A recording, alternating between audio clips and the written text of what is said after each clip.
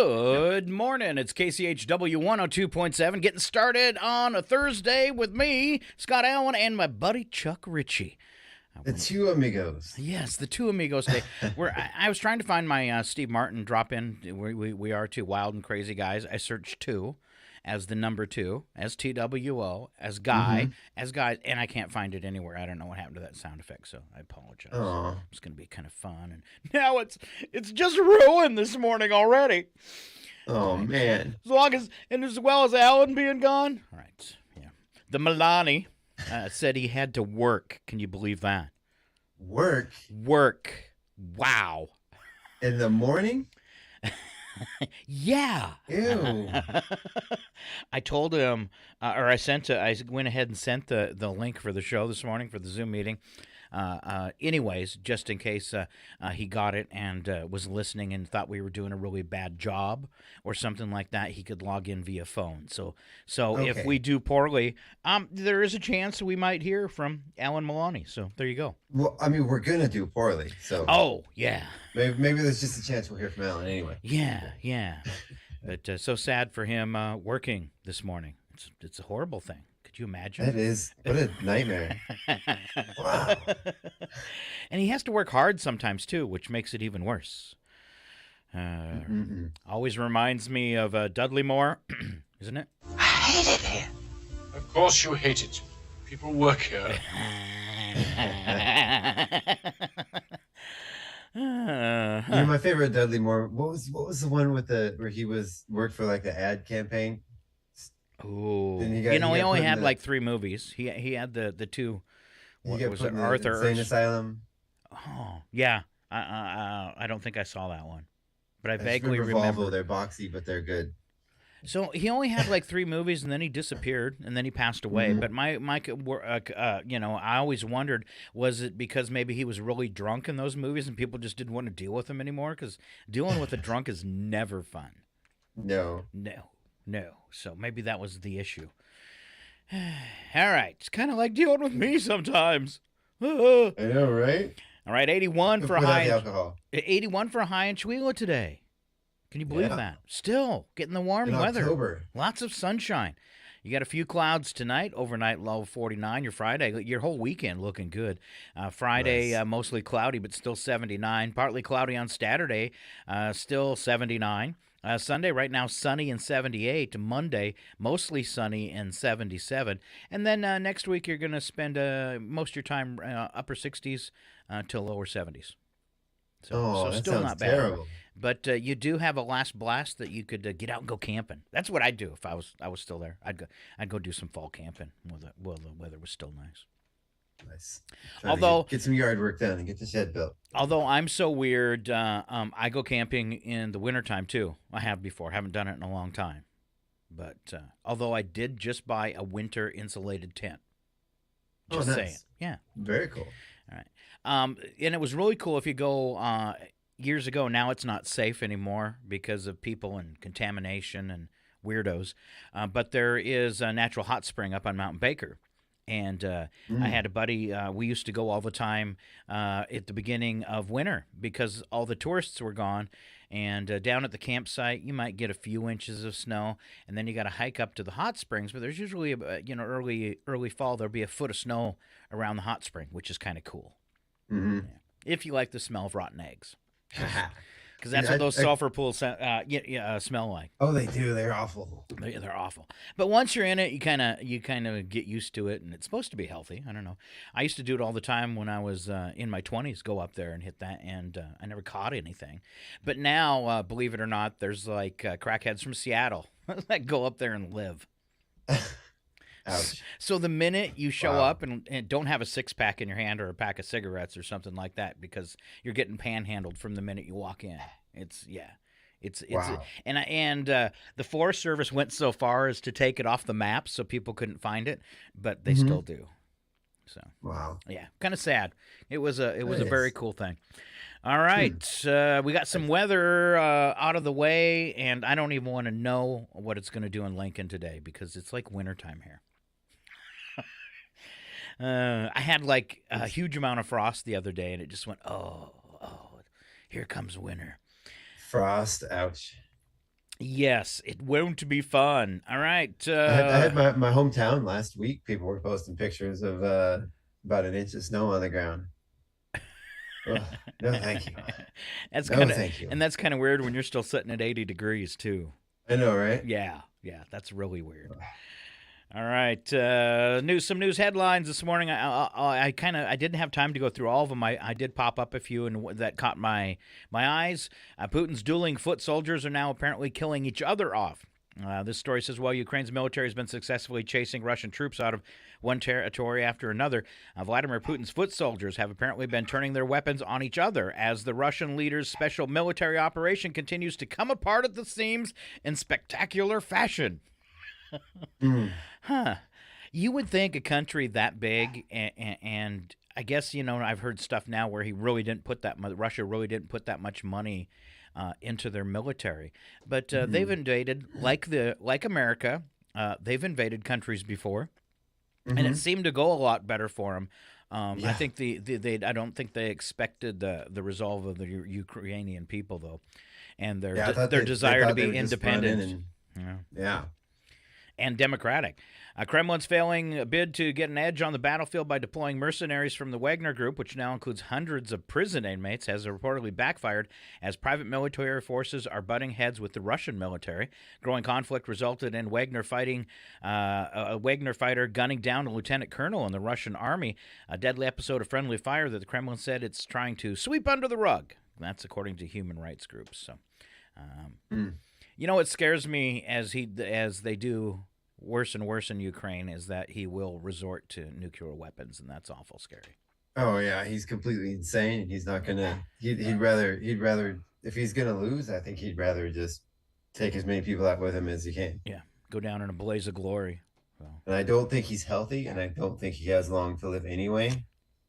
Personally, I am honestly surprised. I think he's willing to do anything. I'm surprised no one from his own country's taken him out already, just because of the discourse that's going on. Right. All right. Well, nobody there wants this war either. It doesn't look like it as they all try to flee. But, it's just like, the two sides in our own country. You have a large number of people that are cheering it on. At the same time, there's people going, this is horrible. In this day and age, we shouldn't have war. We shouldn't be killing each other. But you still have, people behind him at his rallies, and you can tell it's not they're paid or being forced to be there because they're genuinely excited and waving their flags and we see that kind of go on in our own country. Look at January 6th. Right. Well, it's truly disturbing how many Americans actually support Putin in this war. I've seen it. Maybe they're just internet trolls just trying to get a rise out of people, but God, it seems like there's actually Americans that support Putin. Well, and when you say that, they're going to turn around and go, "Oh, the news media is fake." Well, I don't know. Watch the pictures; it's horrid. Right. Okay, and it's not happening in Russia; it's happening in Ukraine, and it's horrid. You know, how can you deny that? It's not a great conspiracy of people using CGI to fake a war. I mean, right. It's obviously real if you have half a brain. Even a quarter of a brain, it should appear real. So if you don't think it's real, your brain is gone. And just the fact that can't we as a species move beyond war? It doesn't seem like it. Once again, it's like, look what happens in our own country. Right. Yeah. Right. Apparently, we're not going to evolve. Chuck. Not yet, anyway. Just now. Not in the near future. Let's see. Moving along this morning. Did you hear about everybody's going nuts on the internet because President Biden said a dirty word? Oh, I saw that. Don't mess with the Bidens, right? And well, I appreciate the sentiment. Those darn hot mics. Someday I'm going to get caught by one. But it's funny how everybody got excited about it. But just kind of made him look a human.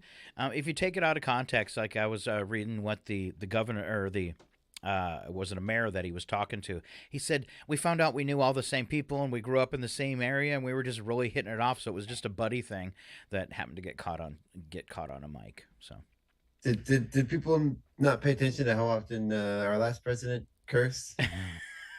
and that even went mean, over the radio.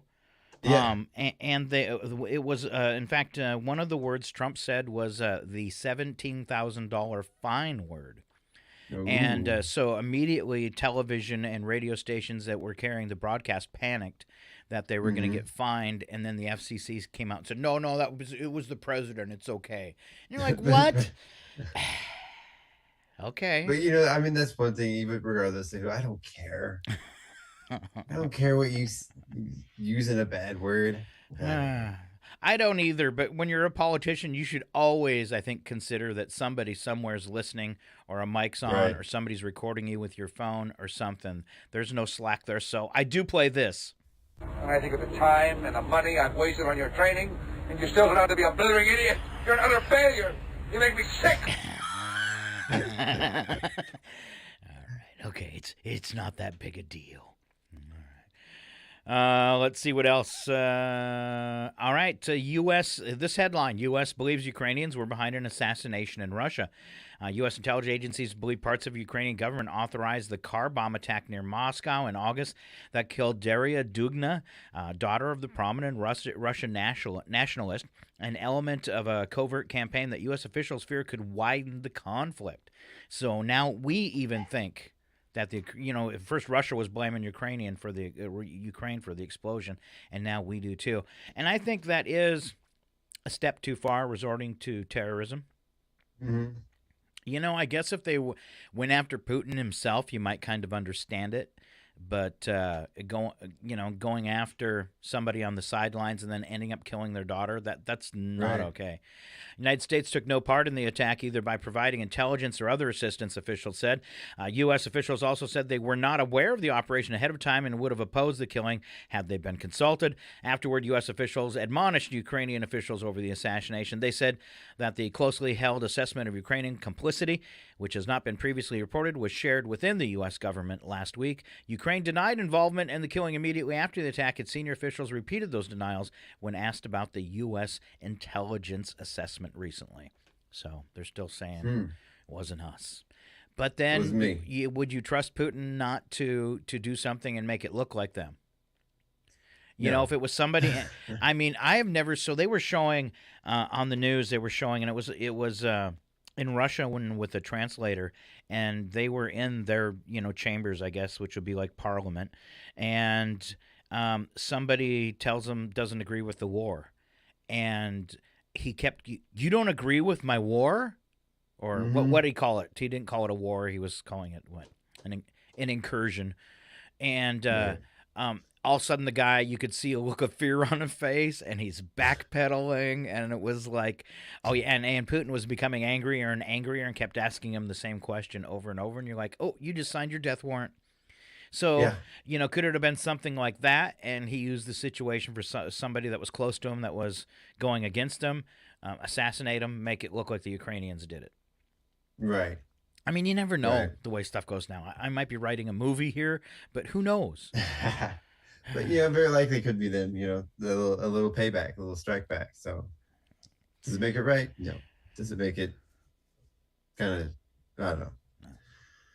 World's a scary place. Next headline, It U.S. is. aims to turn Taiwan into giant weapons depot.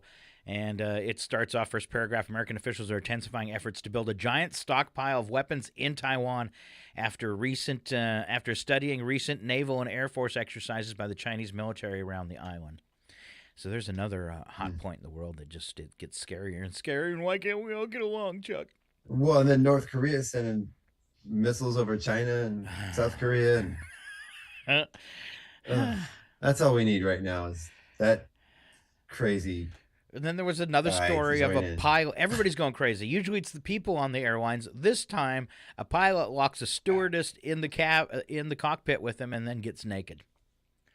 But- Yeah, that's another headline from me. And I'm like, no way. Now the pilots are going nuts. You just can't trust anybody. Stick to your So car. The pilot locked the stewardess in, and then the pilot got naked, or the stewardess got naked. He did. And she's suing the airlines and the pilot. Yeah. It was Southwest. The pilot, shouldn't be a pilot anymore. And which one's the Friendly Skies? Not that one. And then, as I'm reading the story, I'm hearing all the great clips from Airplane. The movie. Oh, yeah. Mhm. I'm hearing them all. I'm just hearing them all play through my head because there were so many great clips from that. And, yeah. Totally inappropriate now, and I fight the urge to play them. Thank you very much. Well, that's why I paused. I was waiting for you to play some sound effects. Well, some of them, there just weren't a lot of innuendo there, right? Mm-hmm. I don't think there's a lot appropriate in that movie these days. No, not at all. Not at all. Sometimes I do work them into odd news, though. Just it seems like a more appropriate place than just plainly playing one like. You ever been in a cockpit before? No, sir, I've never been up in a plane before. You ever seen a grown man naked? What? See what I'm saying? Horribly inappropriate. I just, still to this day, if somebody ever says, "Surely you're not serious," Oh, it still gets you, doesn't it? I can't help it. I have to Yes, say it. yes. And then I had another one. It's just, of course, everybody will remember this one too, if I can pull it up correctly here. There's another great clip from the movie Airplane, which is kind of like real life now for people flying the friendly airs. Excuse me, this is the operator, Captain Over. I have an emergency call for you on line 5 from a Mr. Ham. All right, give me Ham on 5. Hold the mail. Or we'll go through them all now. Maybe we ought to turn on the searchlights now. No. That's just what they'll be expecting us to do. And my last personal airplane favorite clip right here. You know what it's like to fall in the mud and get kicked in the head by an iron boot? Of course you don't. No one does. That never happens. Sorry, Ted. It's a dumb question. Skip that. I mean, there's Robert Stack and Lloyd Bridges in that film. I mean, they were two classic actors that went for the dumb jokes in Airplane, and that's part of the reason why I think I enjoyed it so much, because they were actors that always had serious roles, Right. And then here they are. I mean, even Leslie Nielsen, who's big in that movie, started off in his youthful acting career where he was all serious roles, and then he went crazy with the Naked Gun movies and the Airplane movies, and that's some of my sick favorite humor. There you go. And he did one of the things I remember from as a kid was the Creep Show movie where they bury people in the sand. Ooh, yeah. You remember that one? Yes. Yeah, Leslie Nielsen in that. Oh. Good stuff. Good stuff. All right. Oh, the 80s. Yeah. I'm kind of stuck there myself. Let's see. And I think I covered all the news stories. I do have some events coming up this week, though. All right, you want to stay on top of. First off, we have the First Thursday Art Walk tonight. Get out on the streets of Chula and swing by some local businesses and the Trails End Gallery. Of course, Tim. I'll be there greeting doors at the Cultural Center. Yeah, all right. There you go. I'll be greeting people at the doors. I won't actually be greeting the door. That would be silly. Oh, you're that, and then maybe you'll get one of those. You're that guy in the radio, aren't you? Hello, nice to meet you, Dor. So first Thursday Art Walk starts at 5, runs till 8. Of course, this was all started up by my buddy Tim Nielsen at the Trails End Gallery, and has grown and grown and grown to be an expected thing. Yeah, And that's awesome. All right, you also have, tomorrow you have a Chamber of Commerce meeting at the Chihuahua Casino at 7 a.m. Chihuahua Farmers Market going on in the park. Only 2 farmers markets left. That goes from 11 to 3:30. Take advantage of it. We had Brad Schaefer talking about the market on the radio yesterday, and he did mention that next Friday's farmer market, not this Friday, but next Friday's farmer market will have pumpkin bowling. nice. Yes. Nice. Go ahead. For weeks, like almost every Friday this summer, I keep trying to remind myself, okay, we're going to get the kids and we're going to go to the market on Friday. And I've gone like 3 times all summer. Oh.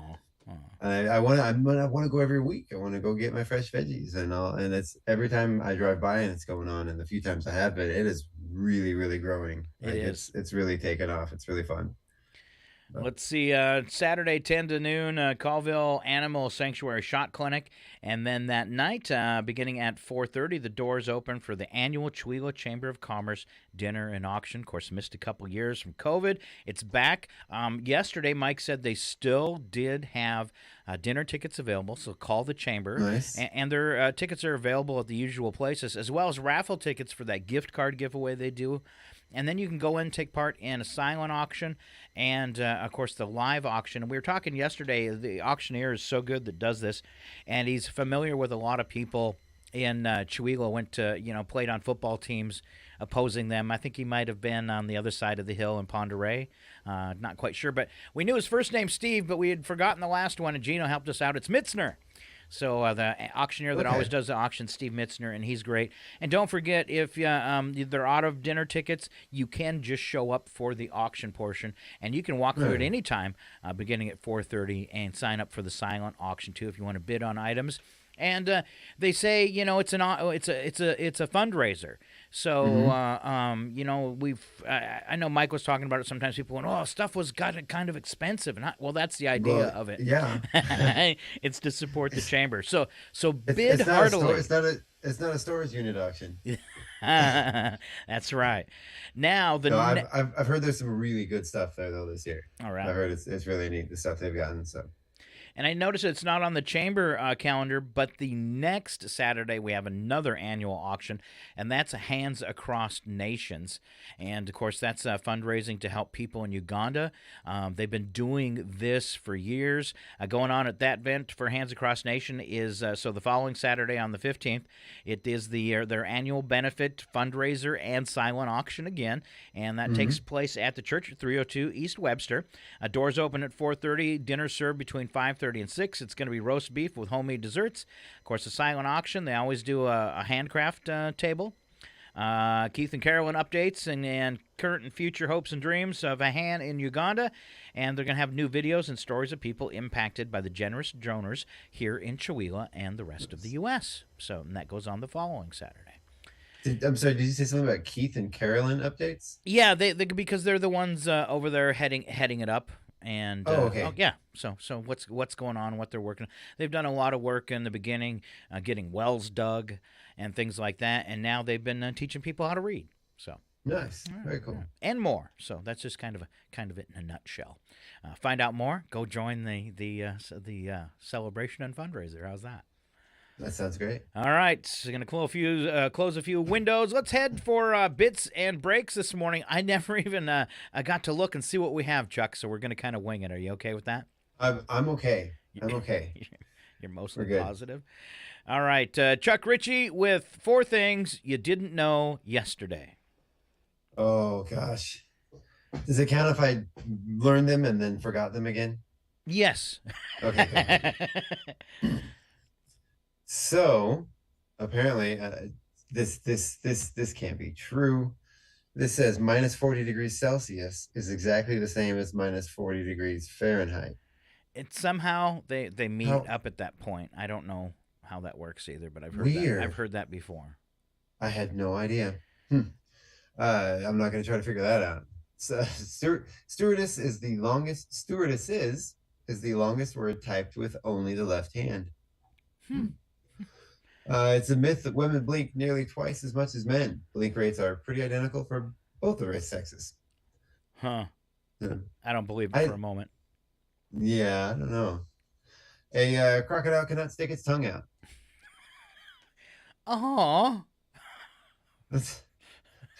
Poor crocodile. Seems very limiting to me. It does. All right. As we enter October here, of course, it's the big Halloween month. My daughter, in fact, went to, since we're close, a month-long celebration in Salem, Massachusetts, the home of the witches and the witch burnings, and went on several tours. She was there last weekend. She said it was already packed, and it was amazing, but lots of museums and lots of tours. And then she really likes this time of year. They had a big tour of Stephen King's home, which is in Bangor, Maine, one of his homes. And he was actually there. They got to see his wife on the tour. So that's pretty Nice. cool going by his house. And then she learned a lot of things about, because most of his books and the places in his books are actually references to Bangor. And a lot of the city sites of Bangor are used in his stories and his books. So since we're close, she wanted to check all that out. And lo and behold, he actually has a rock station. He owns a rock radio station in Bangor.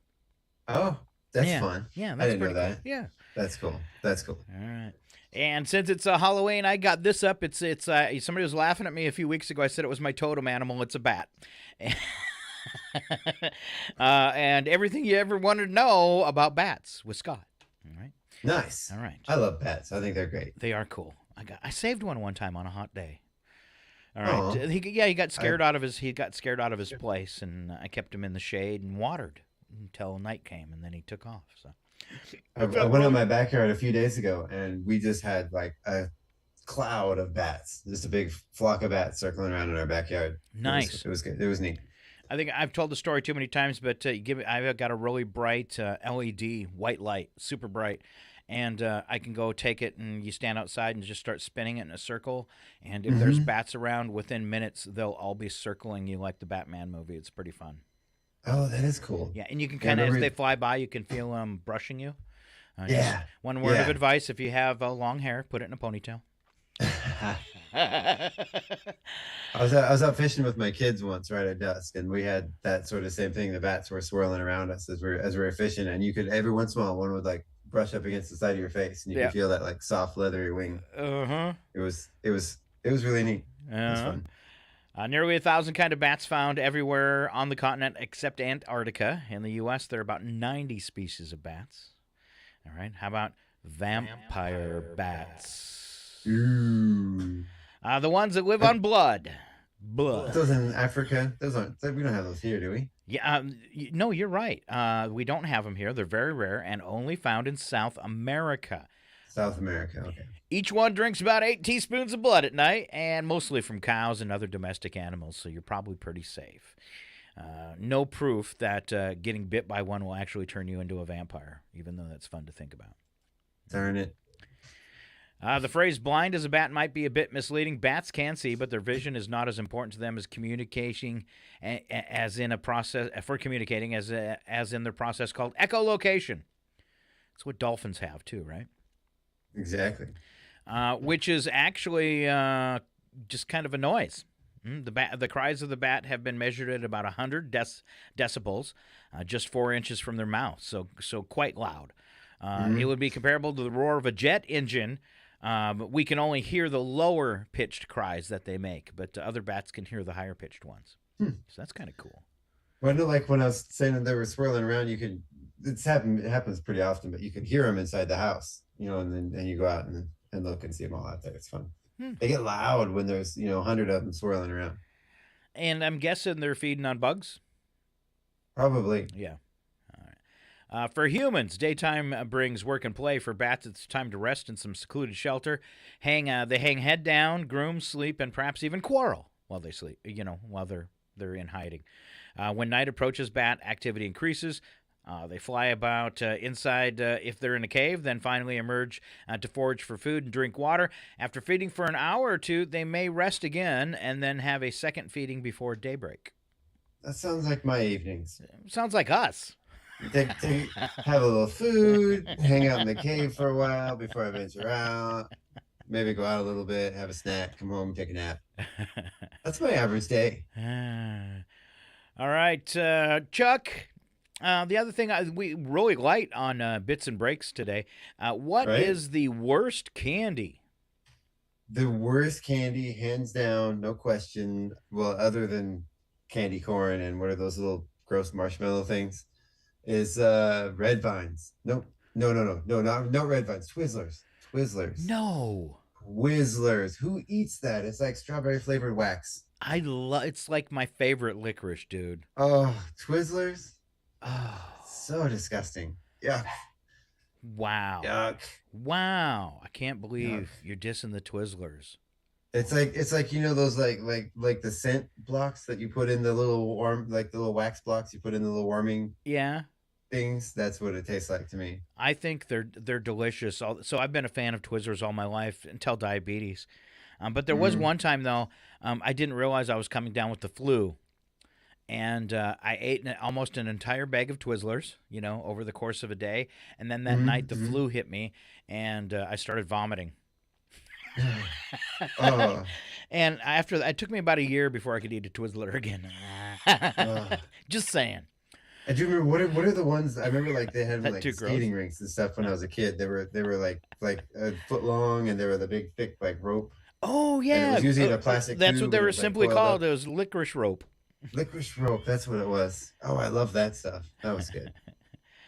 All right, Marion chimed in. Good morning, guys. Going camping at Silver Creek. All right, nice. There you go. All right. I'm camping out at a friend's house this Yes. weekend. It's their birthday, and we're having a woodland fairy themed birthday party. You sleeping outside? No. In the living room. It's camping out. Wow. It's close enough. Chicken. It will be a little chilly though, so Marion, take a extra sleeping bag or a cat. That's what I do. Or an RV with a heater. An RV with a heater. Yeah. Maybe television. These are the I don't know. choices of the old. Sleeping indoors and calling it camping because maybe you're on a floor, and then RV with No, a heater. there's a guest bedroom with a bed. So not really camping at all. So you're going to be really disappointed in me. I actually sold the zombie van. You did? Yes.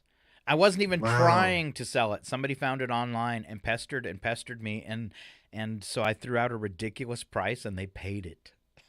Wow. So yeah, big fan of the Z Nation show, and Okay, just that was gonna be my next question. Was, you do they at big least fan of the Z appreciate it? Nation show. Said she's seen every episode a couple times, and she had to have it.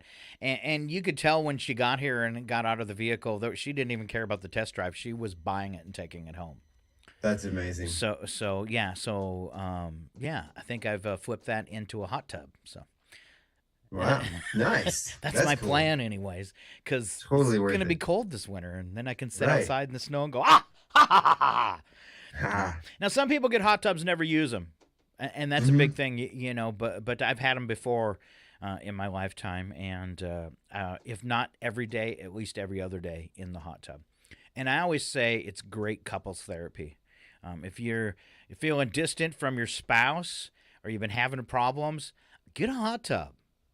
It really changes things up. It gives you this relaxing face-to-face time, and I think it's a great way to reconnect. So there you go. That's my my marriage advice. I agree. So We were this close to having one this spring. It was during the Amazon Prime Day. I had it in my shopping cart. It was like 75% off.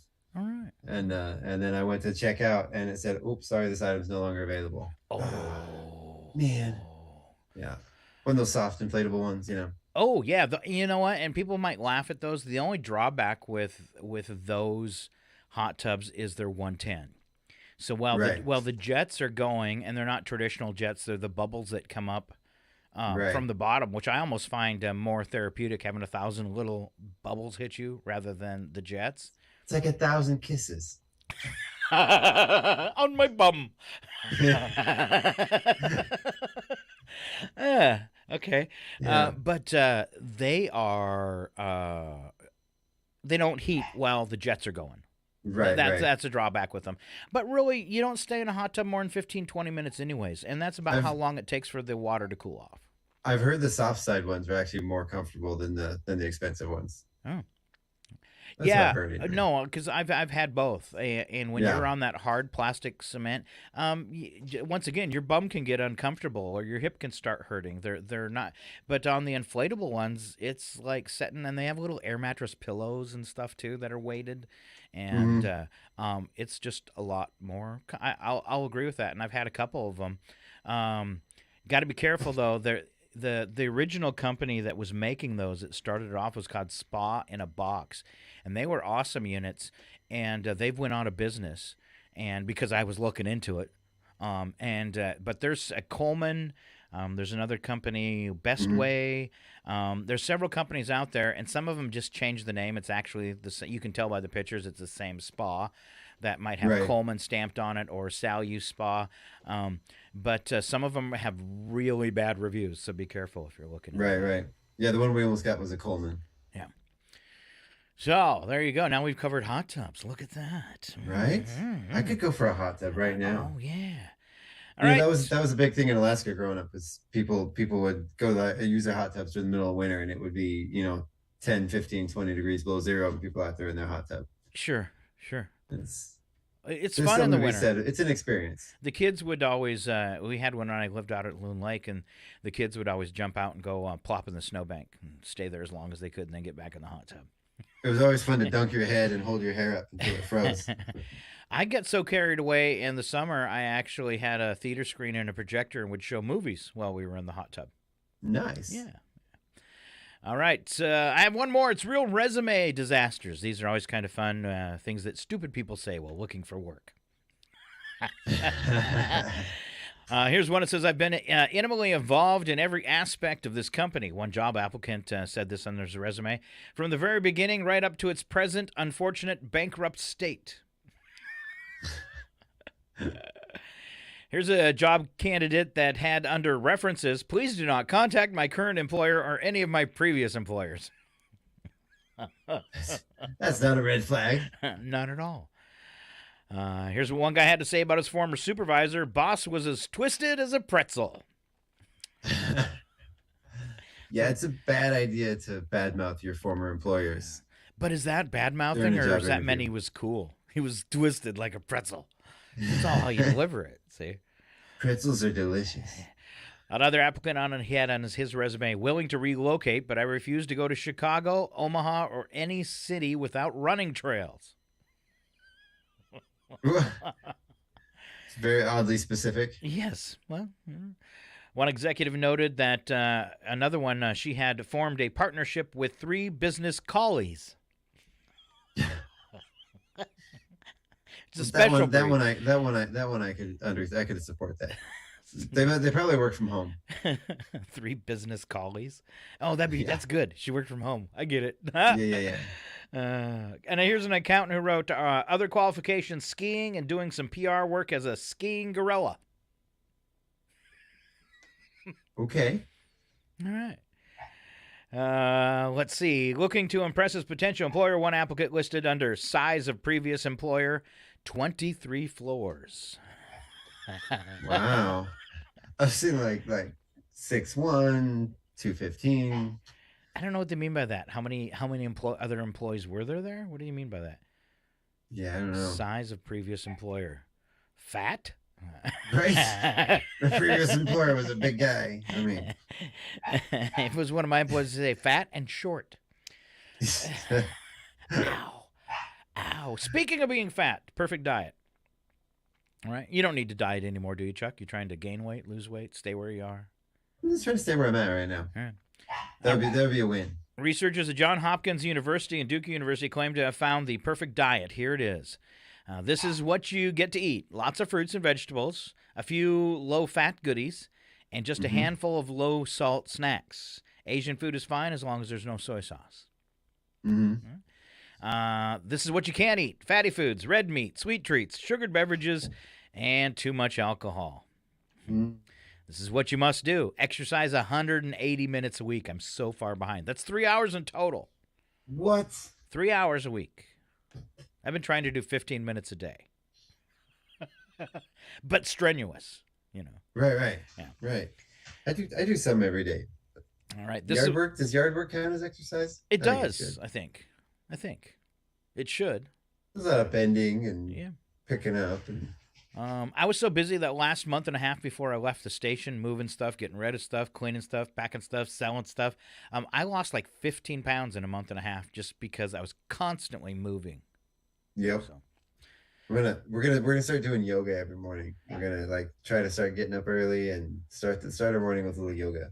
But we've been saying that for a long time. I'd prefer to start my morning with a little yogurt. So I want to know, maybe you know, because I don't. I'm dumb about the whole yoga thing. I want to know what hot yoga is because it sounds interesting. It's where you do yoga in a very hot, sticky, steamy room with a bunch of other people. Well, that doesn't smell good at all, does it? That sounds That sounds horrible. I'm sure there's benefit, but I don't think that one's for me. I think I'll stick with cool yoga. Why don't you do it in a cool room wearing sweatpants and a sweatshirt or something? So, at least it would trap those. Yeah. So with like a hot coffee and a chair or something. The first time and every time I hear the words hot yoga, it's kind of tantalizing. But now that you've explained it to me, I'm disgusted by it. It kind of sounds like a dessert topping. Hot yoga? Yeah. Can I get a little hot yoga on that, please? I won't see that. This is what'll happen. And a cherry on top. The last statement there, we have the 180 minutes a week, 3 hours total exercise. This is what'll happen to you if you do everything I listed. You will lose weight and you will stay alive longer. All right. Mm-hmm. Can't guarantee that, but it's possible. All right, let's go on to News and Nuggets here at your KCHW Morning Show. I should do the legal ID, KCHW Chawila. Are you with me, Chuck? I am. I like how you say like one little extra thing, just so there's enough time to get there. Yeah, it's called the filler. It's filler. But I actually right. had to do the legal ID, so it's a perfect place to stick it in. There you go. All right. You're First good at news sticking story. Filler, Scott. All right. First news story, billionaire Scott McKenzie. Tell me about him. Yeah, billionaire advocate and philanthropist Mackenzie Scott, ex-wife of Amazon founder Jeff Bezos, recently donated 2 Beverly Hills mansions jointly valued at $55 million to the California Community Foundation, a nonprofit that has served Los Angeles since 1915. The foundation will allocate 90% of sale proceeds to the group's affordable housing grant making. Okay, that's cool. Nice. The remaining funds will advance opportunities for immigrants living in Los Angeles County. Wow, that's wow. 2 mansions. Can I just get like a 3-bedroom, 2-bathroom house donated? If anyone's listening with one. So I was thinking that she only got like 35 million, but it was 35 billion in the divorce, like 38 billion. Wow. Yeah. Can you imagine? Wow. I'd like to get divorced. I'd like to get divorced for a 4th time and get $38 million. Huh. I'd just take one of those. Just one. I'll be fine. But that's cool. That's cool. She's donating $55 million. Nice. San Diego Zoo welcoming 41 endangered turtle hatchlings.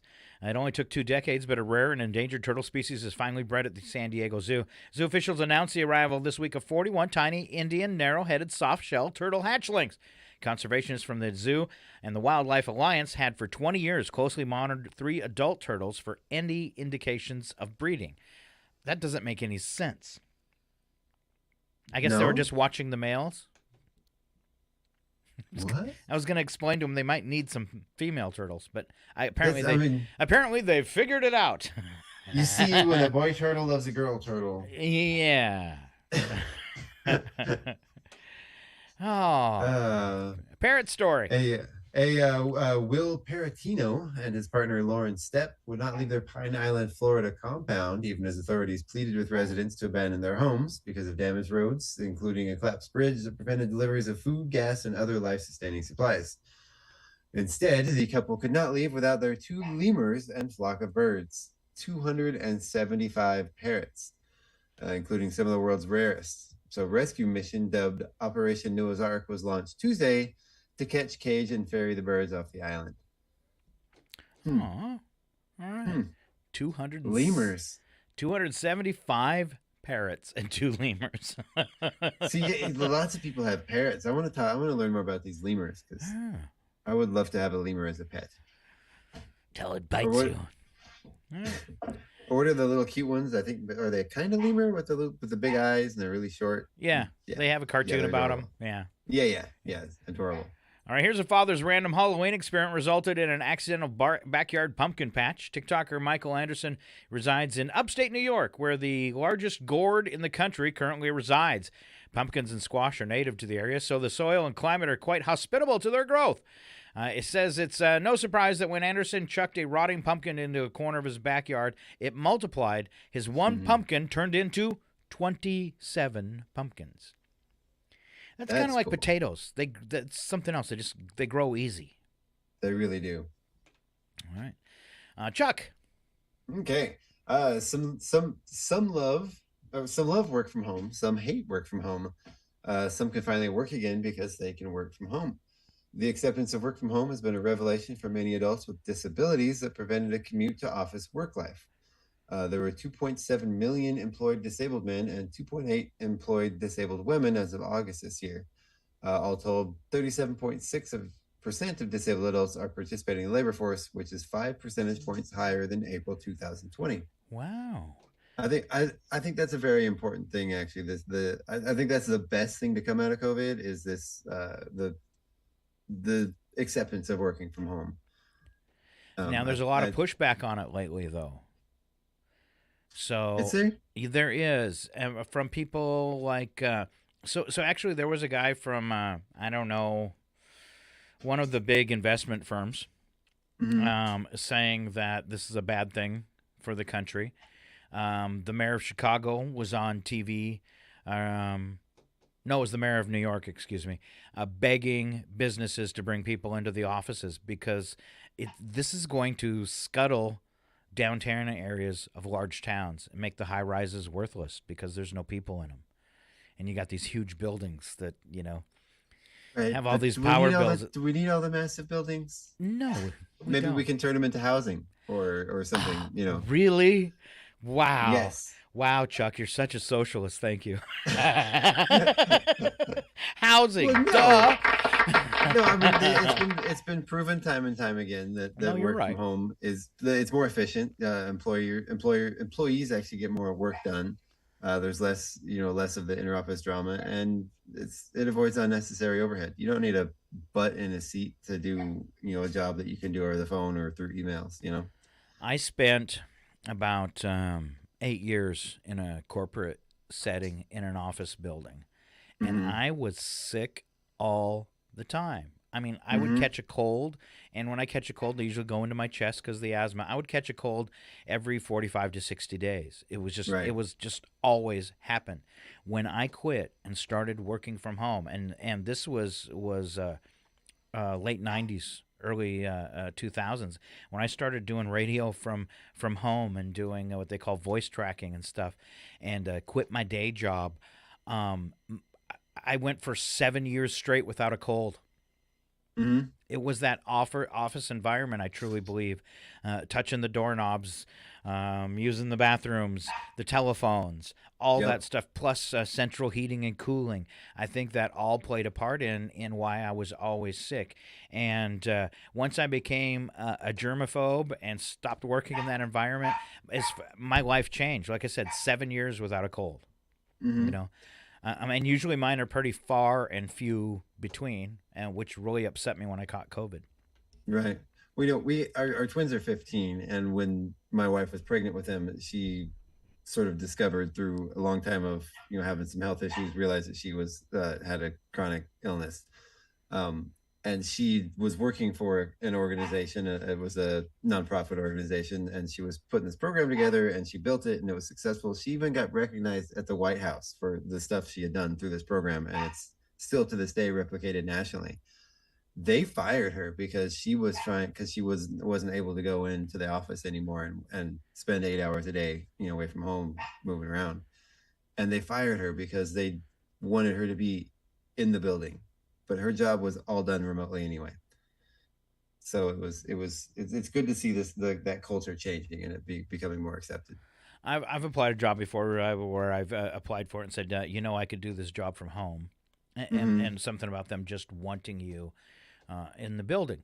In fact, when I worked for one company, a radio company in Spokane, when I quit that job, I'm a great button pusher, and they were having a hard time pushing the buttons. So they tried to talk me into coming back to work, and I said no, but I'll do it from home. And this is way before this work from home stuff. And they're like, "What? You can do it from home?" I said, "Yeah, I'll just deliver the files to you via the internet or a download site, and you guys can install the files in the computer. There's no reason for me to come in. Somebody else, somebody else can take 5 minutes and put those files into the computer." Yeah. Yeah, it was great. And then I spent another 4 years working for that company from home. So Nice. So I'm a big advocate of that, and I love your idea too. What do we do with all the high rises? Well, let's see. We got a bunch of homeless people. Let's make some new housing. Right. Yeah. All right. And all that does is that everybody going to the downtown hub to work is really contribute to our carbon footprint and pollution and all that kind of stuff. It's unnecessary. All right. Are games in the World Series and the Super Bowl predetermined like professional wrestling? According to a survey, 24% of women and 19% of men believe without a doubt the winner of big games like the World Series and Super Bowl are picked in advance, and it's all about money. Who needs it the most or negotiates the best deal for the win? What do you think? I really doubt that. Me too.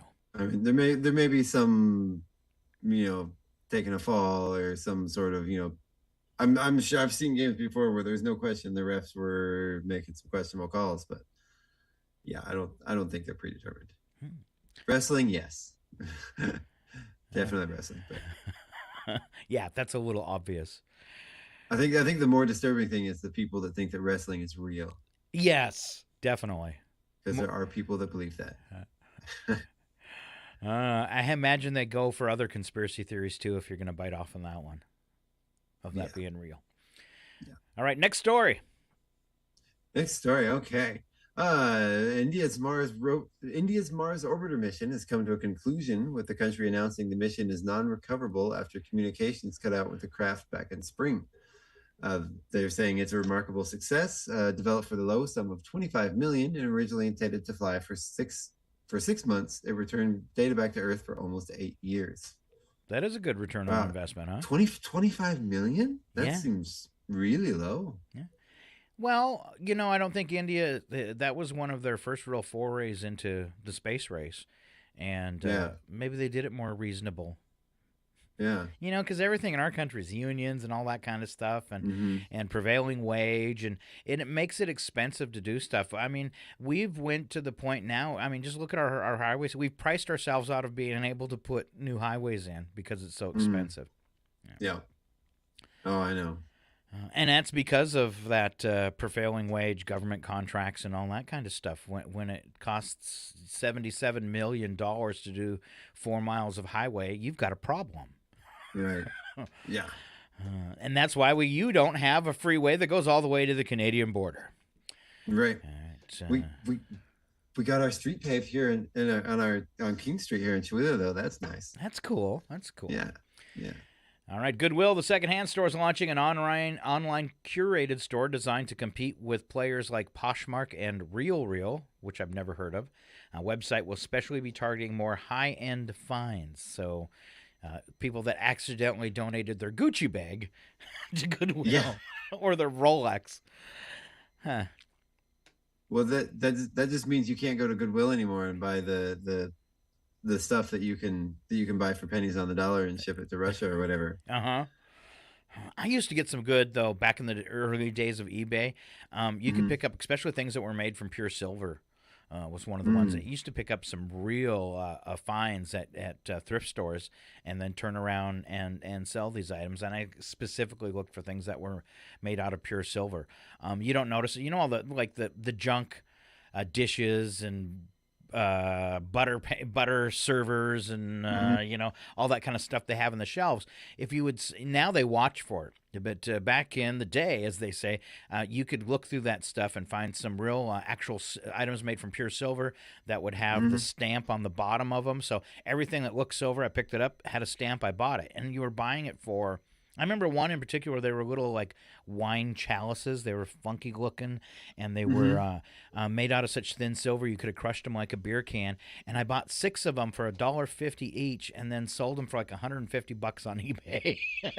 Wow. So there was, but you can't find that anymore. They're watching for it to do things like this and post it on their own website. So I used to have a friend that he made pretty good money. He'd go to the secondhand stores and he'd look for certain brands of jeans and clothing, and one of the really big ones was like the old, like the Western style pearl button up shirts. Oh yeah. And Cowboys love those.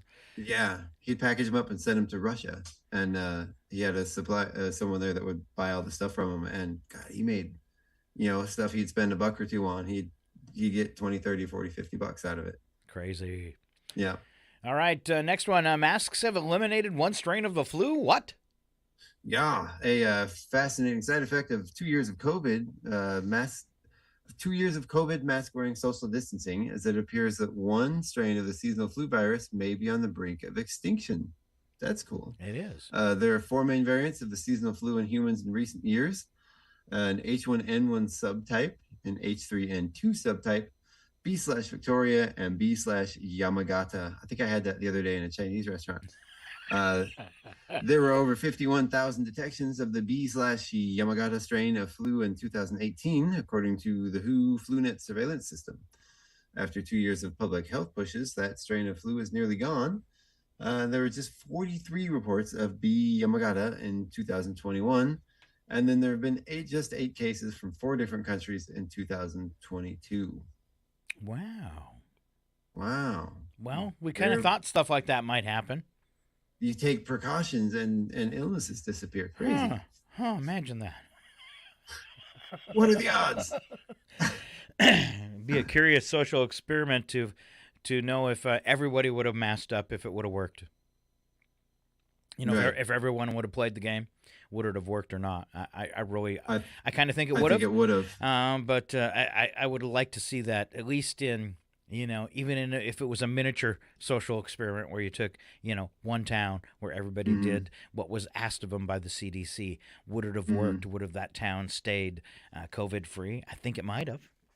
Yeah. Well, we know places where where people generally didn't wear masks. The cases were exponentially higher than North Dakota, places where people did. Yeah, North Dakota. All I had to do was travel through North Dakota, and I caught it. Well, we were in Mexico once in the fall, and I thought I was hallucinating. On Mexican television, they were talking about Colville, Washington. And I was like, I had to double take and I had to rewind it, be like, what in the world? That's got to be my imagination. But it was because that one particular day, Colville, Washington had the highest cases of COVID in the U.S. Yeah. All right. On television tonight, before we head to break, Monster High. I guess this would be a good one for the kids. 7 p.m. Nickelodeon.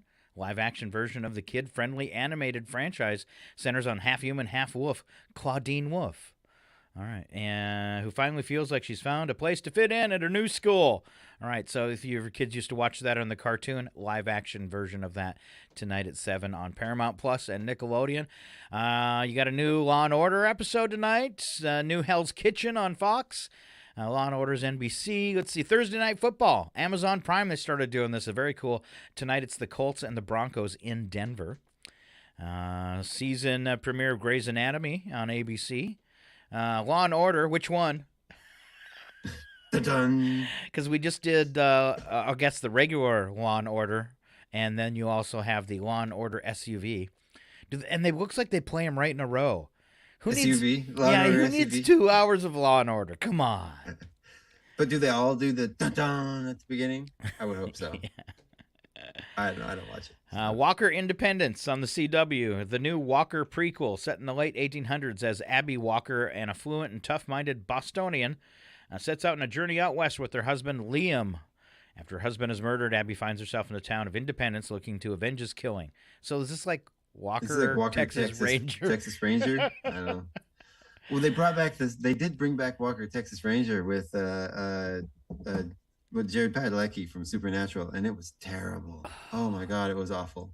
The original one was really bad too. But why would he do that? I don't know. He must have been hurting for a job.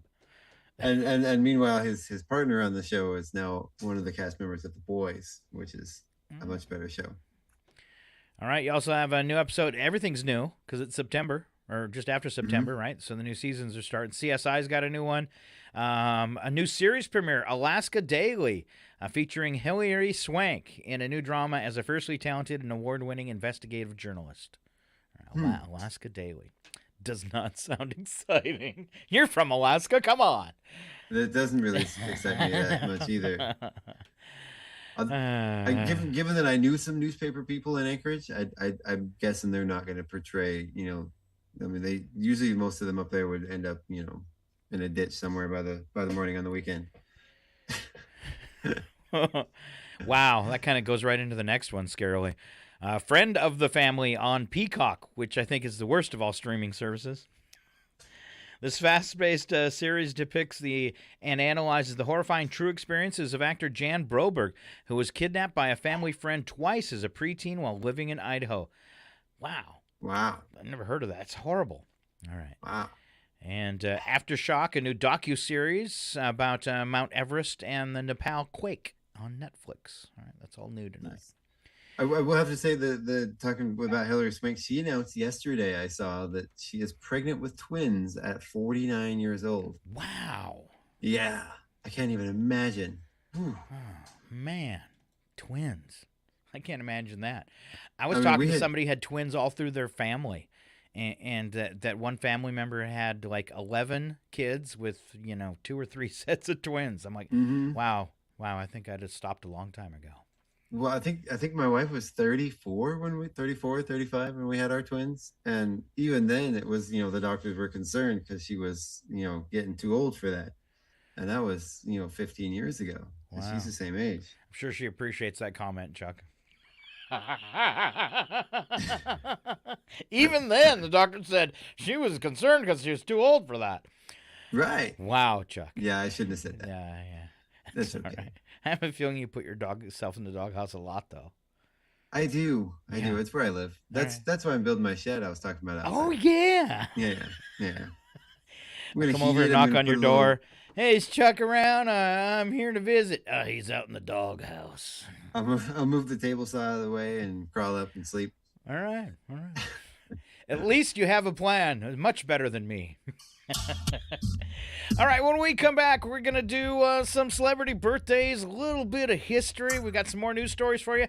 And, of course, we always wrap it up with the goofy stuff, the odd news. Stick around. It's your morning show on KCHW 102.7.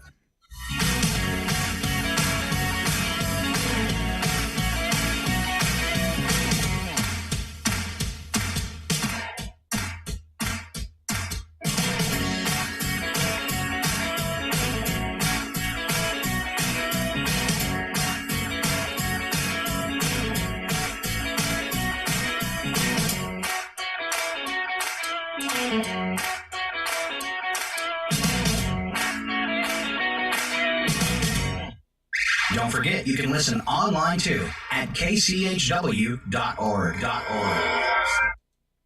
The Public News Service Daily Newscast, October the 6th, 2022. I'm Mike Clifford. Instances of voter fraud are few and far between, but Ohio election officials want to ensure voters have confidence in the integrity of the system. Ohio Secretary of State Frank LaRose is launching a new public integrity division to consolidate the office's current investigative work into campaign finance, voter registration, election law, and cybersecurity irregularities. LaRose explains that his office lacks a dedicated team of professional investigators, and those tasks often fall upon local county boards of election. Elections administrator responsible for training poll workers and arranging voting locations and mailing out absentee ballots could tomorrow be asked to put on the investigator's hat and do an investigation. Naturally, that's not their skill set and it's not what they're trained to do. 31 contests in Ohio have ended in ties since 2020, with many others decided by a single vote. LaRose says strengthening investigative capabilities will give voters greater confidence that the election system is secure. The Secretary of State's office has referred more than 6 dozen potential voter fraud cases this year to local prosecutors. Democrats have criticized Republican LaRose for, quote, wasting taxpayer dollars on a problem that doesn't exist, end quote. Mary Sherman reporting. A new report of black students in the community college system finds fewer are signing up to attend two-year schools, an enrollment downturn that's been even sharper in the pandemic. One Tennessee school is taking steps to change that. At Nashville State Community College, President Dr. Shauna Jackson says the two-year school has seen lower enrollment, particularly among black male students. She says they're working to form strategic partnerships with Metro schools grades K through 12 as part of the Better Together and Greater Together programs in Clarksville to help attract black students to the college and are seeing results. For this fall, Nashville State was actually up in black students overall. Modest, but still an increase. Black men we saw a much more significant gain in our first-time undergraduate students. We were up 14% there. Still small numbers, but we'll take it as a win because we have more Black males now than we had in 2020. For Public News Service, I'm Danielle Smith. The Washington Post reports Ian is probably Florida's deadliest hurricane since 1935, and most victims drowned. The Post reports that stories of death emerged from the destruction in southwest Florida. President Biden, Florida Governor DeSantis, and local authorities have clashed over Ian's casualty toll. The Lee County Sheriff told Good Morning America that deaths could range into the hundreds. Biden warned that Ian could be the deadliest hurricane in Florida history. This is PNS. Community members in Northwest Washington are gathering support for an immigration resource center. More on that from Eric Tegedoff. In September, Democrats in Whatcom County unanimously passed a resolution backing the establishment of an immigrant resource center in Bellingham. The campaign is coming in the lead up to Bellingham Mayor Seth Fleetwood's budget unveiling on October 24th. Australia Tabone is a member of the City of Bellingham's Immigrant Advisory Board. She says a physical space for people to gather is important for the community's large immigrant population. Our board has done research with community input regarding this idea that immigrants contribute in many different ways, not just financial, but also culturally and also disproportionately impacted by a lot of the stressors going on in our communities with the immigration system. 1 in 10 residents of Whatcom County was born outside the U.S. That's about 24,000 people, but only about half are naturalized citizens. As South Dakota voters prepare to consider a proposed Medicaid expansion, emerging research suggests giving these programs a bigger reach can lead to reduced rates of child maltreatment. Through a CDC grant, the findings were compiled by researchers at the Moore Center for the Prevention of Child Sexual Abuse. Center Director Elizabeth Letourneau says they looked at data in states that have already expanded their programs compared to states that haven't. She says on average they found a 13 to 16% reduction in child neglect rates in expansion states. And financial instability is perhaps the most serious risk factor for neglect of children. And so there's less medical debt, there's less, trying to figure out, do I buy this prescription medicine or do I put food on the table for my family? With the exception of Wyoming, all the states that border South Dakota have expanded Medicaid. Finally, Edwin Javier lets us know offshore wind is becoming an increasingly popular way for coastal communities to hit their carbon-neutral goals. According to a report from the U.S. Department of Energy, state policies could procure more than 39,000 megawatts of offshore wind by 2040. Because of this demand, more than 340 elected officials are asking the federal government to increase national... We are too wild and crazy process. Some cities are also looking to the lucrative wind turbine manufacturing business as a way to recoup some lost industry. Mary Lupian with the Rochester City Council feels this could be a match for Western New York.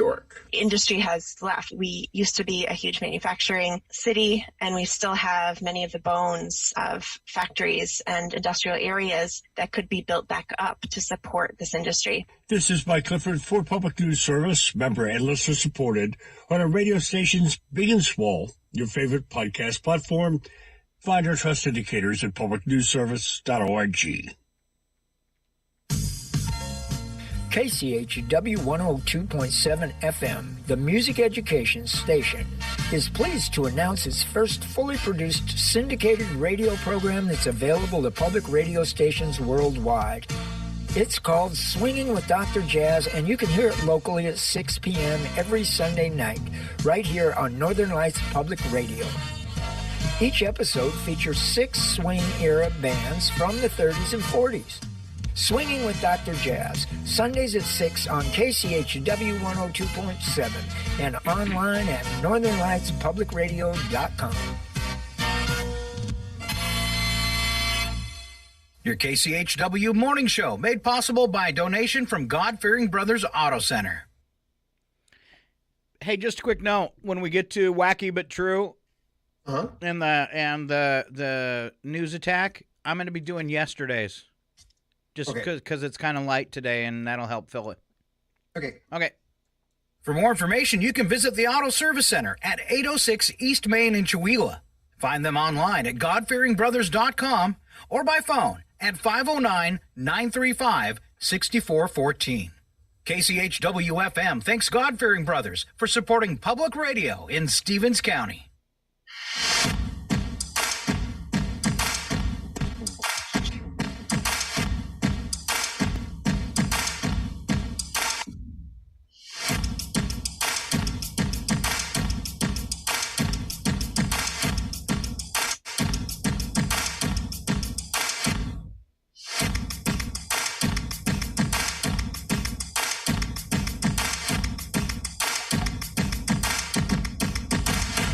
And we're back. It's KCHW 102.7. Thanks for being with us this morning. You got myself, Scott Allen, and Mr. Chuck Ritchie.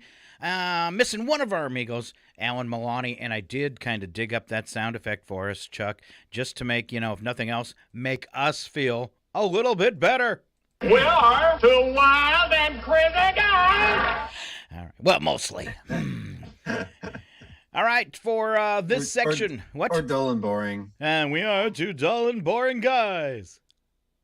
All right, for this section, we'll kick off with celebrity birthdays. Help us out, Chuck.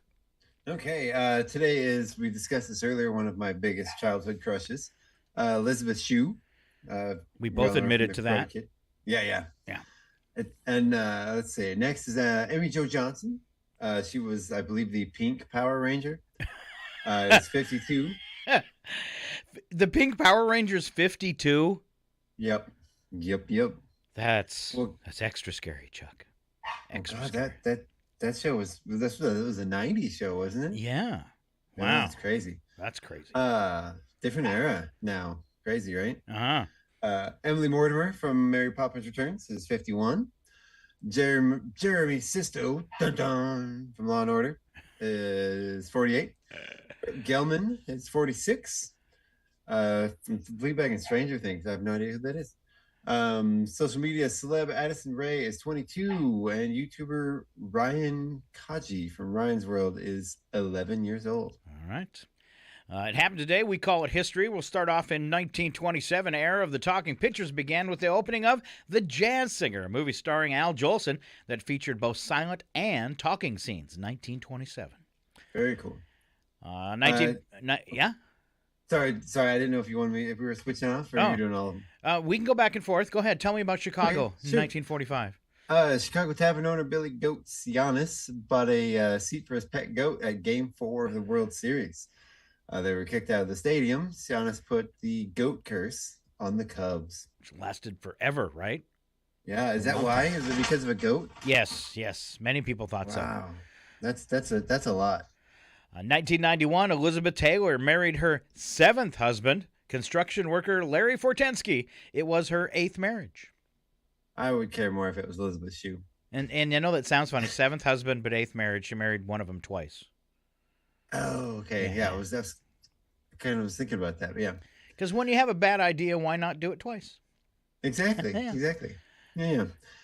1993, burglar Craig Dodsworth couldn't open the cash register at a drugstore in Barnsley, England, so he took the register home with him.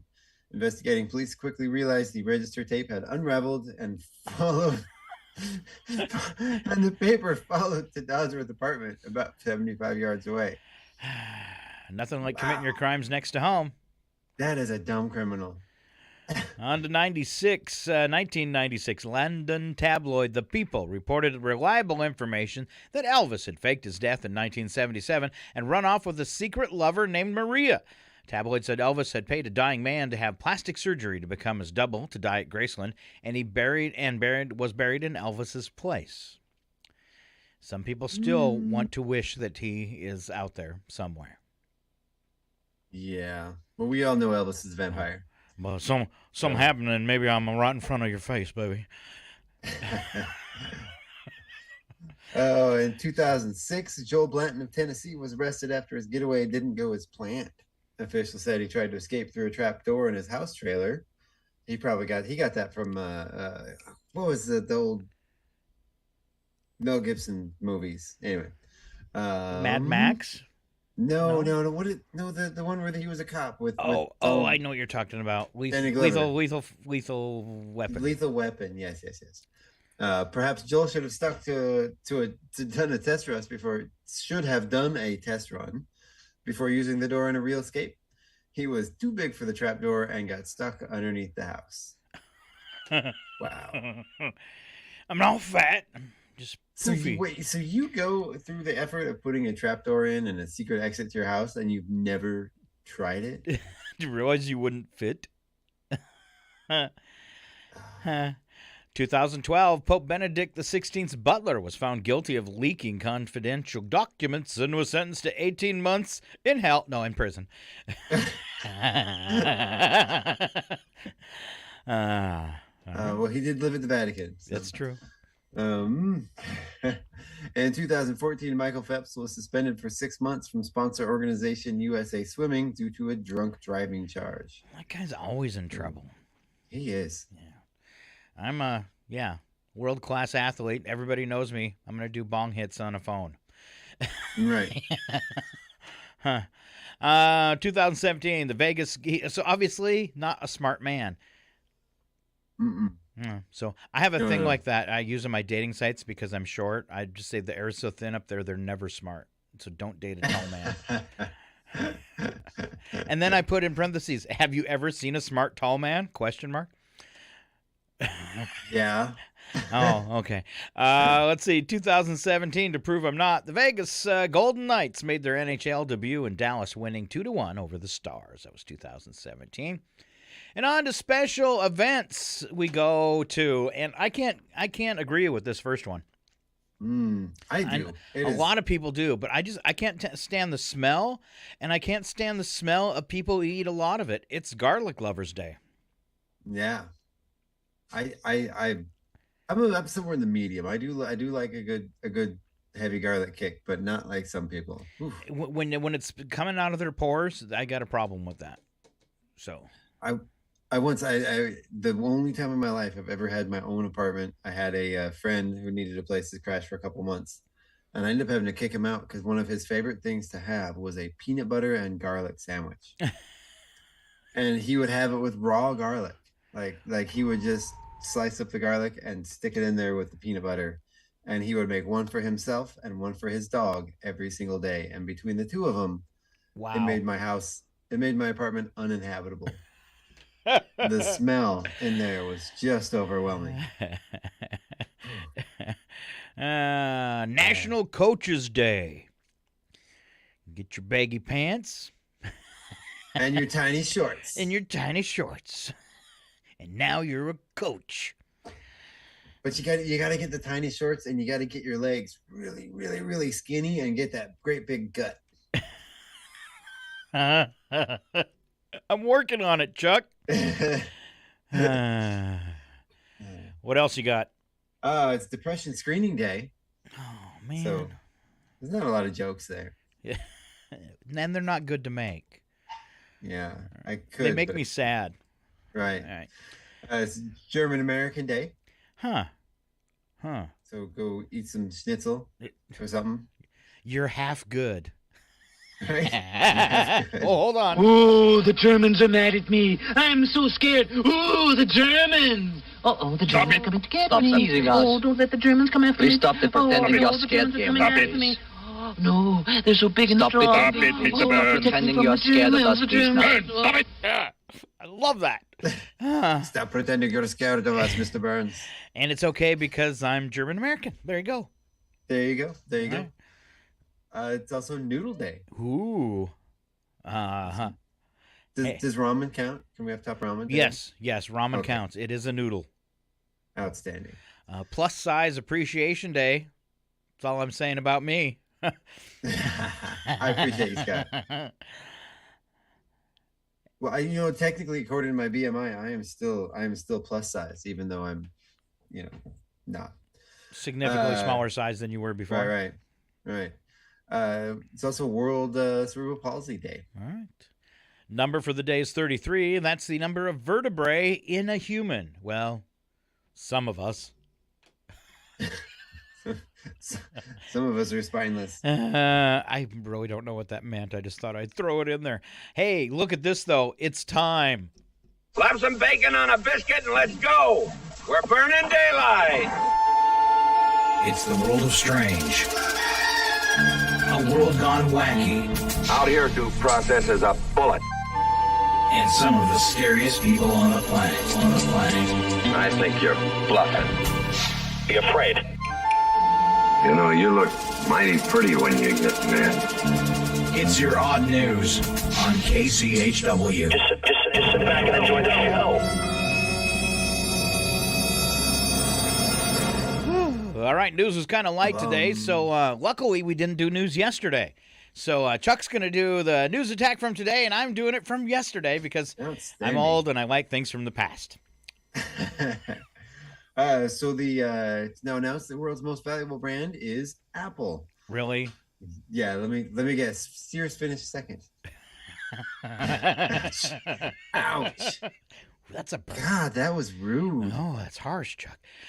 3 signs. Am I the only one though that I'm saddened by the Sears thing? Because my life, my childhood was all about going to Sears, and now Sears is not a thing anymore.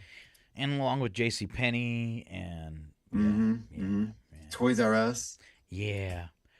All right. 3 scientists have won this year's Nobel Prize in Physics, though, for their groundbreaking experiments using entangled quantum states. You know what that means?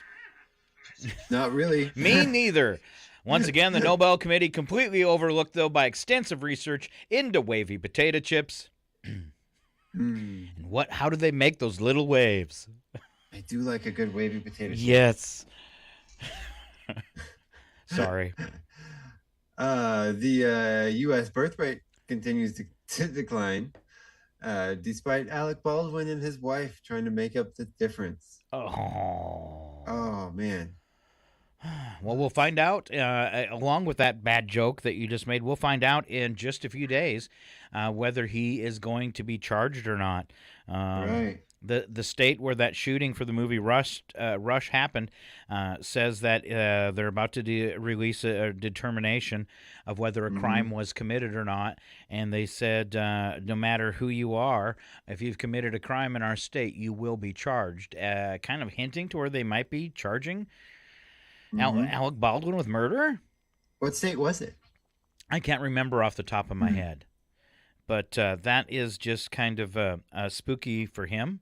And who gets charged with murder? The person that was supposed to be in charge of the gun, or him for not having the oversight or not checking it out?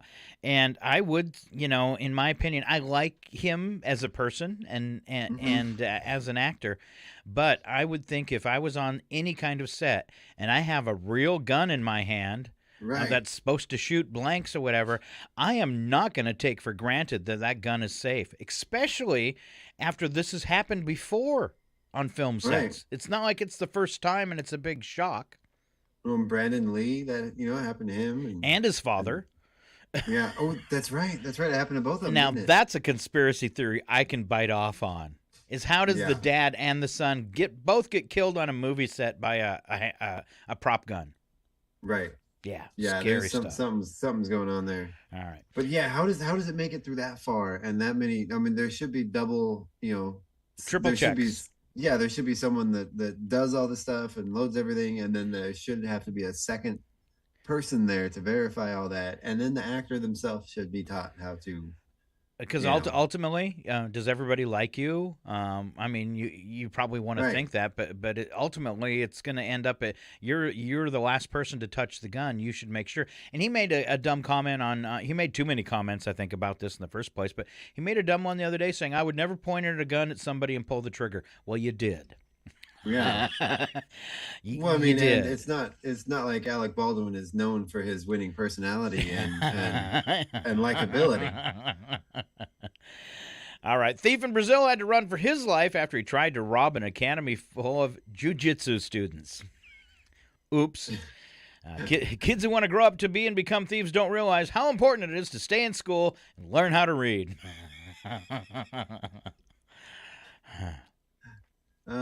The World Health Organization never conducted a study predicting the extinction of natural blonde hair gene.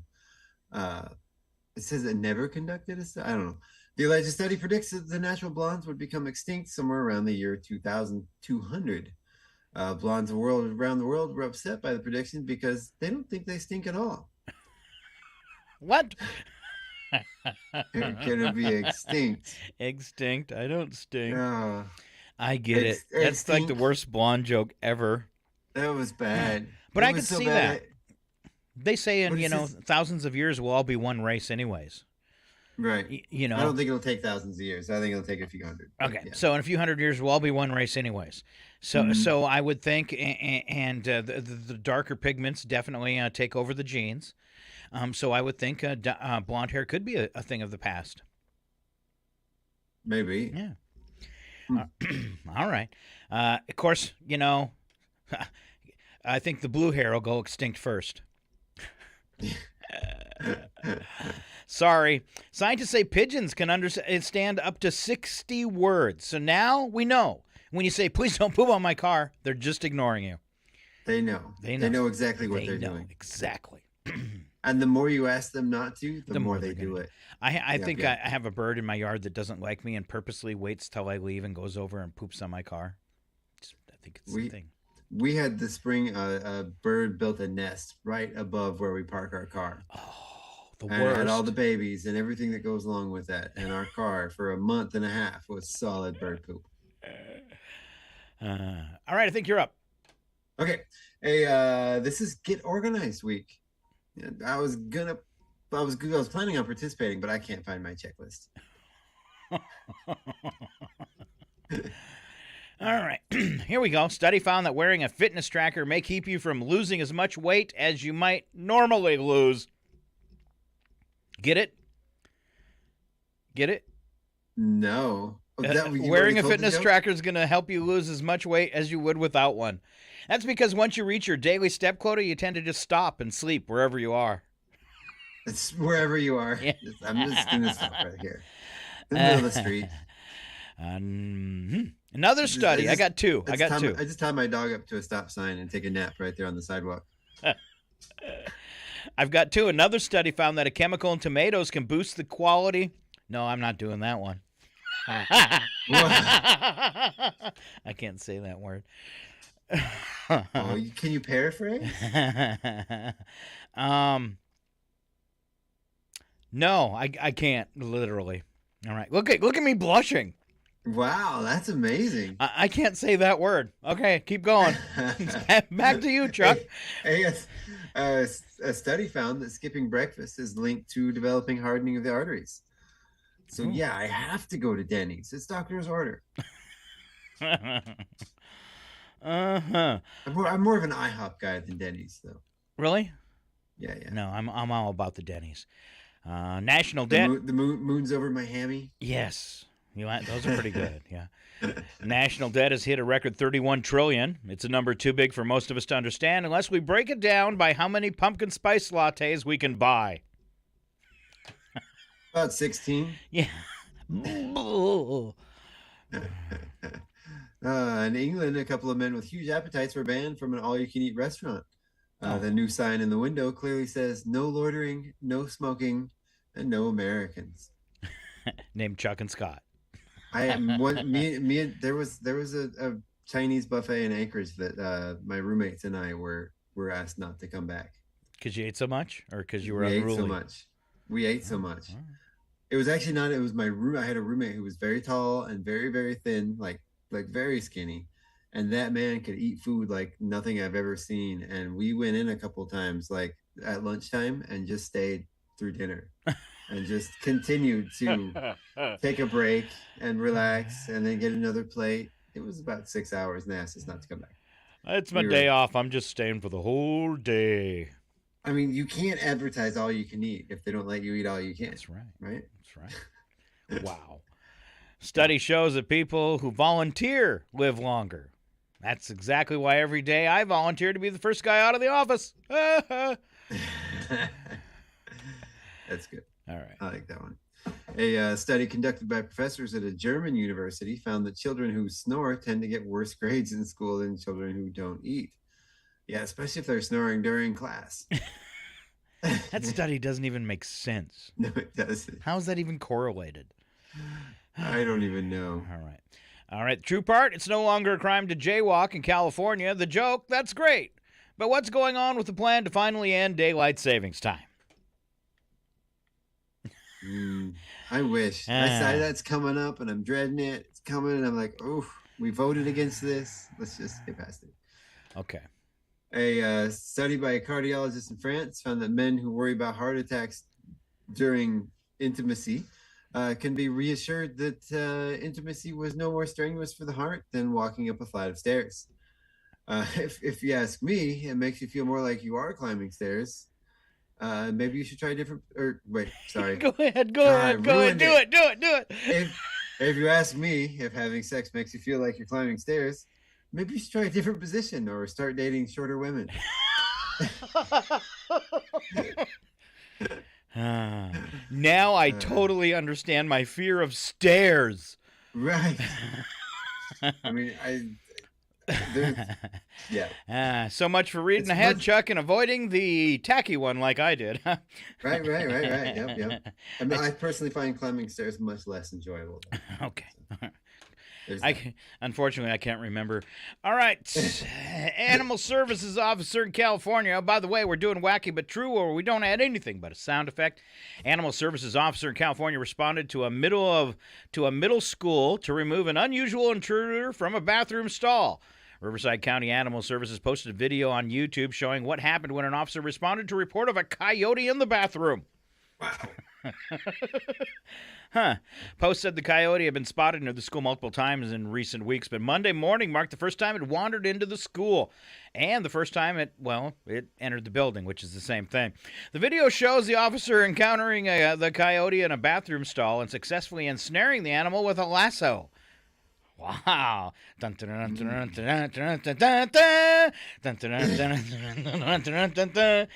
I gotta. You say was it planting dynamite in the toilet? Yeah. There was some bird seed and a sign. Luckily for the coyote, it was sent back to its natural habitat because usually they just euthanize them. So, kind of a good news for the coyote. All right, let's see if I have anything for coyotes. Let's try this. I am not an animal. I am a human being. Was a coyote in the bathroom, right? Right. What is that? 2-day-old coyote. That answers the old 3-day-old coyote. Better than 3-day-old coyote, huh? Does a coyote poop in the woods? I don't know. No, apparently not. All right, Chuck. So a major interstate in New York was left quite a mess after a tractor trailer crashed. Parts of the roadway were closed for several hours after the rollover crash that dumped tons of liquid manure. No. Ooh. No. Ooh. See, I have a No, thank you. fact for that. Hold on. When are we gonna get there? I'm hungry. This car smells weird. I think it's better than the last one, though. What was it, Coors Light? I mean, it's about equivalent. Oh, yeah. I had another stinky sound effect. I don't know if it works, though. Hey, can I borrow your odorant? Yeah, I get smelly garbage or old dumpster. You get low tide? No. How about wet dog? Yep, stink it up. Oh, nothing worse than wet dog. No. All right. Man who limped off a flight in Austria was arrested after police found $900,000 worth of cocaine stuffed in his shoes. Those must have been some big shoes. Really big shoes. You know, I really wanted to change that story to say it was like on his back or something, because then I could play this. You know, I don't mean to embarrass you, but I'm a rather brilliant surgeon. Perhaps I could help you with that hump. What hump? What hump? What hump? You know, is that they were either huge shoes or cocaine is way more expensive than I would have imagined. Yeah, $900,000 worth in a shoe. He must have had Kiss boots. I'm not like an aficionado of the substance, but yeah, I would have thought it would have been something seems wrong. Taking more of that, taking more room to hide that much. All right, Marion says we're not as bad as we think we are, because she's and then she put some laughing faces. Oh. She said, thanks for the giggles. And Chuck joins us and says, howdy. All right. Well, I've heard, you know what they say about confidence being sexy. I think lack of confidence is funny. Okay. Yeah. Well, we got that in droves. All right. think you're next. A Massachusetts law school says it's guilty of accidentally sending acceptance emails to thousands of former and current applicants. The Northeastern University School of Law blamed a technical error for the glitch, saying the erroneous emails were sent to more than 200 people who applied for admission starting next fall. Ooh. As well as to nearly 4,000 former applicants, some of whom were already enrolled. All right. Wow. You did it again. Same thing as last week. I yawn in the morning, Scott. Wow. That's what I do. This was for the story, but I think it's for you. Oops. Clumsy, clumsy hippos. That's what you say when you send out the wrong letter. Right? I don't know. Huh. I just don't send out letters, and then I avoid the problem. I wonder what this one is. I still say you're making a mistake. That's the spirit. Keep them flying. What? The flags of discontent. Remember, never trust anybody over 30. Yeah, that's right. They'll send you bogus letters that you made it into college when you really haven't because you suck. All right. Adam Lamb riding his motorcycle at Clear Creek County, Colorado, and knew he was in trouble when an animal popped in front of him. He hit it and flew over the animal. Several people stopped to help him, including an off-duty search and rescue team member. In the end, about 100 pounds of meat went to Lamb, who had hit a moose, which died on impact. It's going to be a few weeks before Lamb recovers, but when he does, he says we're going to have a celebration. Why? Hillbilly. When he can maybe hold a stick over the fire and roast some marshmallows and some moose meat. Is that a thing? Moose meat? Moose meat's a thing. Okay, all right. Are you being smart, Moose? I don't know. There's the first time for everything. And since it actually happened on the interstate... Boy, this sounds like more trouble than a moose on the interstate. Yeah. Huh. I just never thought of cooking my moose on a stick. All right. Sorry. Can't say I've done that. No. I've cooked steak and you're from Alaska. Right. I just didn't have any moose on me when I cooked my meat on a stick. If I only had some moose, I got a campfire. It was fresh out. Wow. Right, sorry. A wife in China threatened to leave her husband because of what he does in his sleep. As the man sleeps, a disorder causes him to flail his arms and legs. He's visited sleep specialists and various doctors, but they are all stumped. Surely there's a limb joke with stumped in there. So they tried. I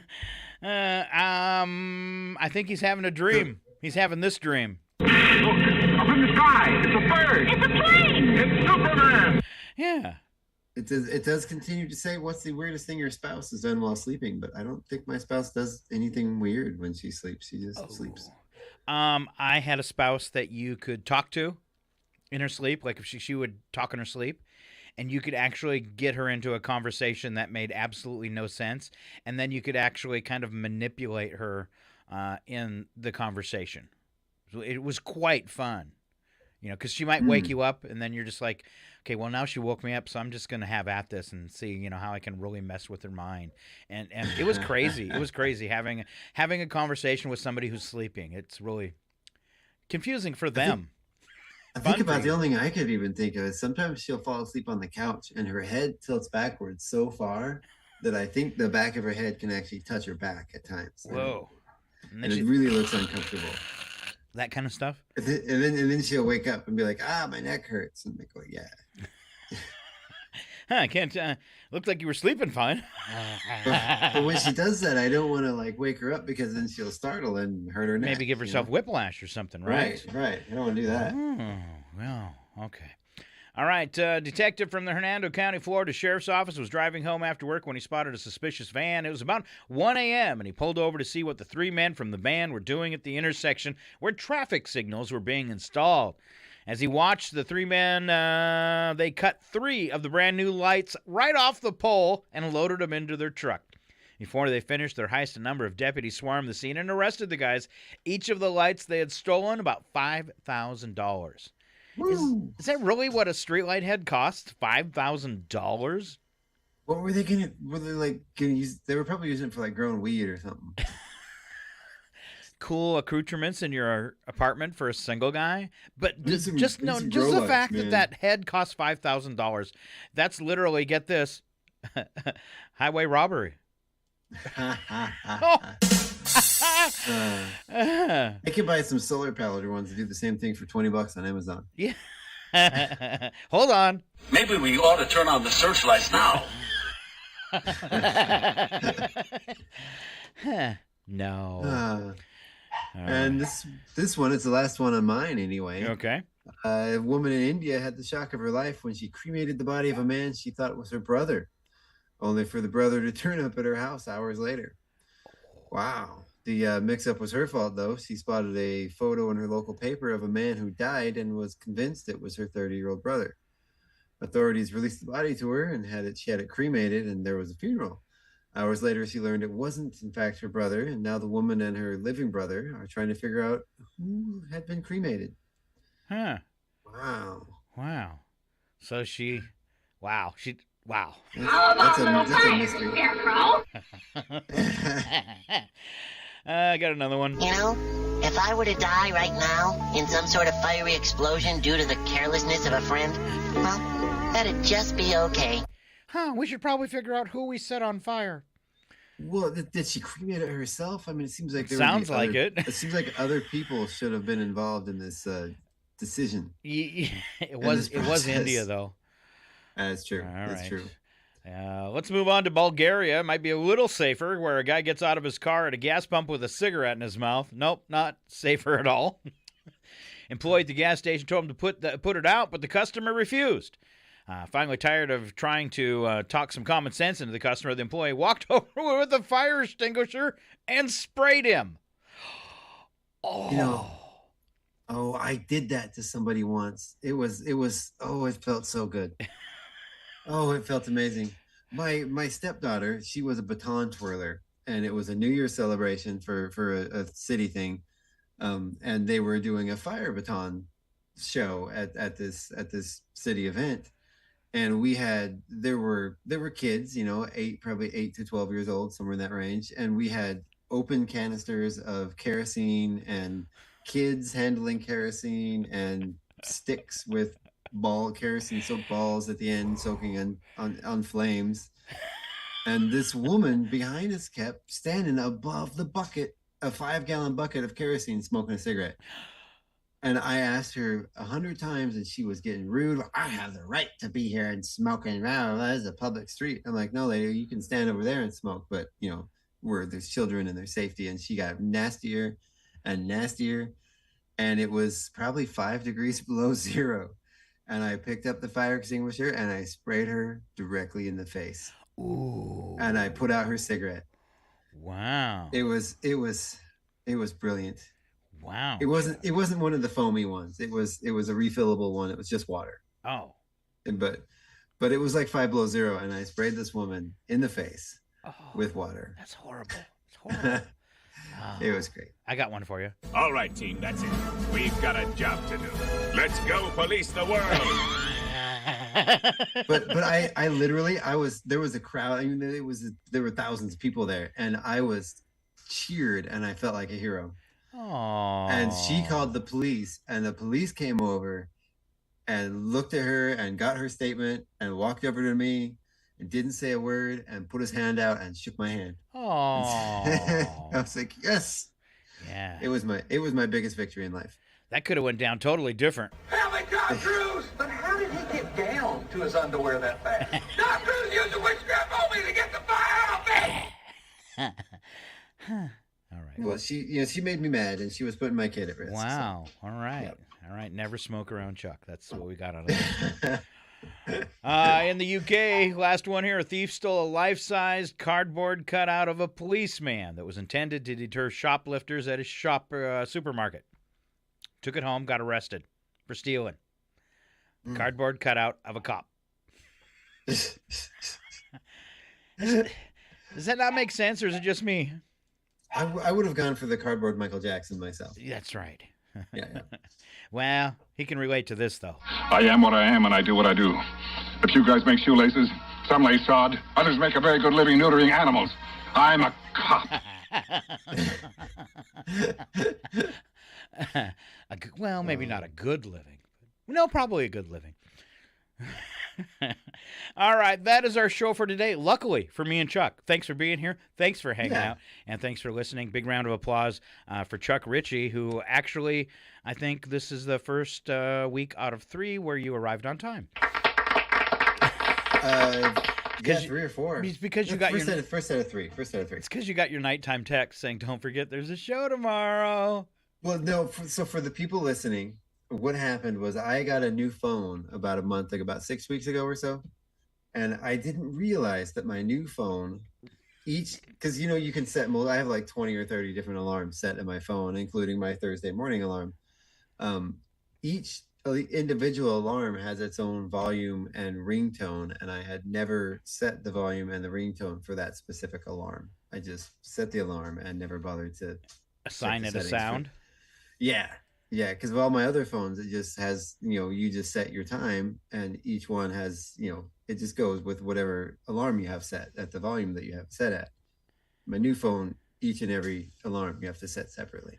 This feels like a highly prepared story. The strain was terrific. And impossible though it seemed, he got an idea. That is my story, and I'm sticking to it. All right, then. Thanks for being here anyways. How's that? Sounds good. All right. Great job, team. Head back to base for debriefing and cocktails. Have a great one. Keep on listening to Northern Lights Public Radio. Be cool. This concludes the broadcast from World Control.